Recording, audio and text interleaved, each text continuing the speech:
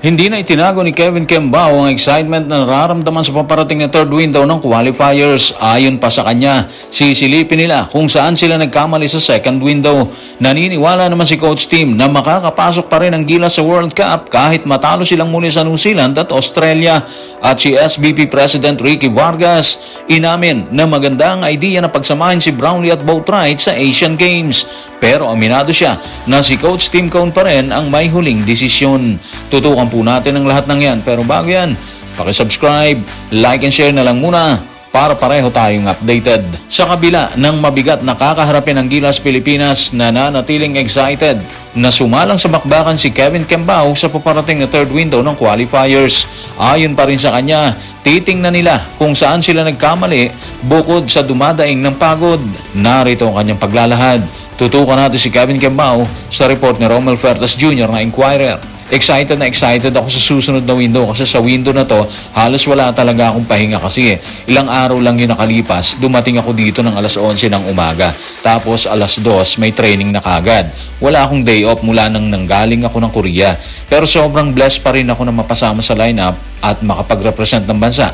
Sana lang bago yung third window makakuha naman ako ng mas maayos na pahinga. Sa ngayon ima-maximize ko na lang kung ano ang kaya kong ibigay. Kailangan naming alamin kung ano yung kulang at saan kami nagkamali sa window na to. Alam niya, sa totoo lang mga ka-playoffs, iba yung respeto kay Kevin Kembao eh. Hindi lahat kaya yung ganyang setup. Galing ka na sa grind sa South Korea, tapos paglapag mo dito, wala man lang reset. Rekta sa ensayo kagad para sa Gilas Pilipinas, di ba? Parang katawan mo hindi pa nakaka-adjust, pero laban na kagad sila doon. Ibig sabihin, puso talaga yung pinapairal niya rito. Pero dito mo rin makikita yung mas malaking issue mga ka-playoffs. Hindi pwedeng puro puso lang sa international stage eh. Sa level ng FIBA, bawat galaw may bilis, bawat manggaan may bigat. Kapag kulang ka sa pahinga at cohesion, mauhuli ka talaga. Kahit gaano ka ka-skilled, kung drained ka, half second late ka sa depensa, half step kulang sa closeout, yari ka. At nung sinabi niya na kailangan nilang alamin kung ano ang kulang at saan sila nagkamali, tama yun. Hindi pwedeng okay lang eh. Next game na lang, di ba? Hindi ganun sa international. Kailangan brutal yung honesty. Ano ba talaga kulang? Spacing ba? Execution? Chemistry ba? Conditioning? Kasi kung hindi nila sisilipin yan ngayon, pagdating ng next window, ganun pa rin yung magiging istorya. At isa pa, hindi lang ito tungkol kay Kembao. Sistema kasi ito eh. Kung gusto nating makipagsabayan sa mga powerhouse, dapat maayos ang player management natin. Hindi pwedeng bugbog sa liga abroad tapos sabak agad na parang wala nangyari. Kahit sino, babagsak yung performance. Pero malinaw, gutom pa si Kevin Kembao. Gusto pa niyang lumaban. At yun ang magandang sign. Pag may ganong mindset, may pag-asa, di ba? Basta samahan lang siguro ng tamang preparation at suporta, hindi malabong mas makita natin yung tunay na level niya sa susunod. Kasi sa dulo, hindi excuse ang pagod. Pero hindi rin pwedeng i-ignore yung reality. Kung gusto mo manalo sa big boys, dapat buo ka. Yung katawan mo, isip mo, at syempre yung sistema. Kung tila pahinga ang hinihingi ni Kevin Kembao, kumbinsido naman si Coach Tim na makakapasok pa rin ang Gilas sa World Cup sa kabila ng nagbabantang pagkatalo muli sa pagdayo ng grupo sa New Zealand at Australia sa July. Kung paano nila gagawin yan, inihayag ni Coach Tim sa nakaraang interview. Tutukan po natin ang mga sinabi niya sa report ni Mark S. Carlote ng Daily Tribune. Magkakaharap pa ulit kami at titingnan namin kung makakasingit kami ng panalo laban sa kanila. Pero kailangan din naming isipin yung mas positibong pananaw. Hindi kami mawawala ng pwesto kahit matalo kami sa Australia at New Zealand. Ang mga panalo talagang kailangan naming kunin ay laban sa mga Middle Eastern teams, lalo na sa dulo ng taon. Doon kami dapat bumawi. Yung mga larong yon ang totoong magdadala sa amin sa qualifying. Sa totoo lang, malinaw yung mindset ni Coach Tim Cone. Hindi siya basta tumitingin sa isang game lang. Strategic mag-isip. Parang sinasabi niya, okay, lalaban tayo sa mas malakas pero alam natin kung saan talaga kukunin yung gera. Yung punto niya tungkol sa bigger picture, solid yun. Hindi ka naman agad mawawala sa qualifying kung matatalo ka sa powerhouse teams tulad ng Australia and of course yung New Zealand. Ang tunay na laban, yung mga games na kailangan mo talagang siguraduhin. Lalo na kontra sa Middle Eastern team sa dulo ng taon. Doon nakasalalay yung tigat natin.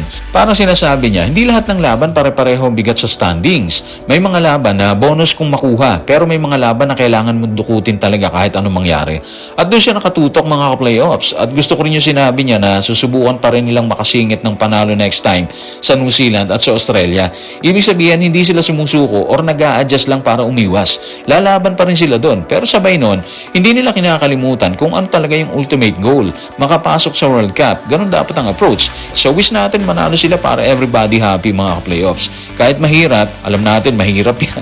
Makaisa lang sila sa New Zealand at Australia na imposible sa tingin natin sa kasalukuyan kasi nga natambakan sila ng Australia. Alin man sa dalawa na yan, ang problema natin, mahihirapan silang gawin talaga na manalo. Samantala ay sinagot naman ni SBB President Ricky Vargas ang tanong tungkol sa possibility na magsama sa Hanay si Justin Brownlee at Benny Boatwright para sa Asian Games. Ayon sa kanya, maganda ang nasabing plano pero si Coach Tim pa rin ang masusunod umano dito. Narito ang kanyang pahayag. Tutukan natin si SBB President Ricky Vargas sa report ni Musong R. Castillo ng Inquirer. Talagang solid at kaabang-abang ang lineup na yan pero si Coach Tim pa rin ang masusunod pagdating sa pagbuo ng team. Sa sinabi ni Ricky Vargas mga ka-playoffs, malinaw yung point niya eh.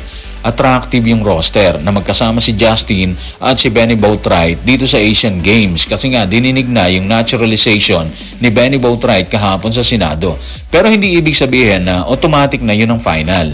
Si Tim Cone pa rin ang magdidikta kung ano magiging forma ng team. Ibig sabihin, hindi lang basta maganda sa papel. Ang mahalaga, paano bubuuin yung kombinasyon. Lalo na kung pag-uusapan ng posibleng pagsasama ng dalawa, di ba? Sa lineup yan ng Gilas Pilipinas para sa Asian Games. Ibang level kagad yun. Isipin mo ha, si Brownlee kilala sa leadership, IQ at clutch moments. Si Boatwright, meron siyang size, may shooting, may inside-out threat. Kapag nagsama yan ng maayos sa sistema ni Coach Tim, pwedeng maging balanse yung atake. May pang-post, may stretch, may playmaking. Hindi lang isang focal point, di ba? Pero doon papasok ang sinasabi ni Ricky Vargas. Si Coach pa rin ang magtatakda kung paano sila pagdudugtungin. Kasi hindi sapat na parehong magaling eh. Ang tanong, paano sila babagay sa triangle? Paano spacing? Paano depensa? Kung maayos ang composition, pwedeng maging mas versatile ang Gilas. Hindi lang umaasa dito sa isolation or sa hero ball. Kung hindi, may structured offense at solid na depensa. Sa dulo, hindi ito tungkol sa pangalan eh. Tungkol to sa tamang timpla mga ka-playoff. At kung tama ang timpla ni Benny Boatwright at Justin Brownlee sa sistema ni Coach Tim Cone, pwedeng maging mabigat na puwersa ang Gilas dito sa Asian Games. So guys, maraming salamat.